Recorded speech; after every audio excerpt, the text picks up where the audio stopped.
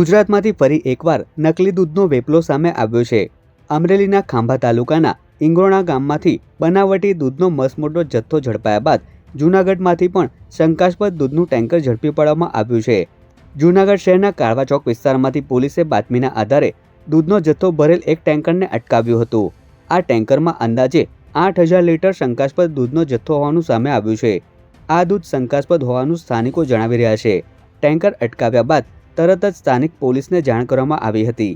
Police કાફલો તાત્કાલિક કાળવા ચોક પહોંચી ગયો હતો અને ટેન્કરને કબજે કરી વધુ તપાસ માટે પોલીસ સ્ટેશન લઈ જવામાં આવ્યું છે। આ દૂધ લેરિયા ગામની કનૈયા ડેરીમાંથી આવતું હોવાની પ્રાથમિક વિગતો મળી છે।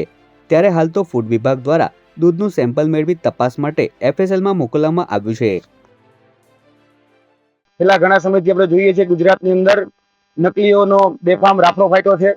આથી થોડા સમય પહેલા ગુજરાતની અંદર વડિયા ખાતેથી અમારા દ્વારા એક 10,000 લીટરનું ટેન્કર એટલે કે દૂધનું ટેન્કર છે એ પકડવામાં આવ્યું હતું। તેની અંદર જે નકલી દૂધ છે નકલી દૂધ સાબિત કરવામાં આવ્યું હતું અને એ નકલી દૂધનો ડિસ્ટ્રોય કરવામાં હતું।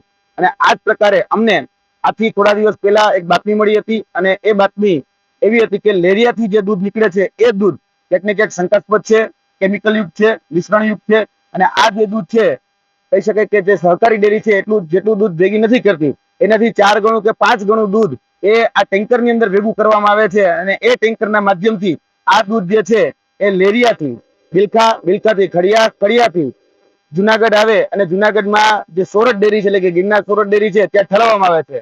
અને આ જે દૂધ જે જગ્યાથી ભરાય છે એના માલિક દેવાભાઈ ભરવાડ છે।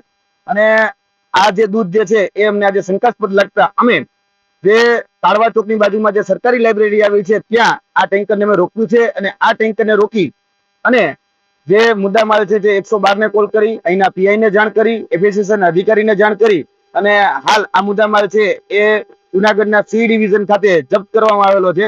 અને હાલ અમે એફએસએસના અધિકારીને બોલાવી અને આની તપાસ કરીશું।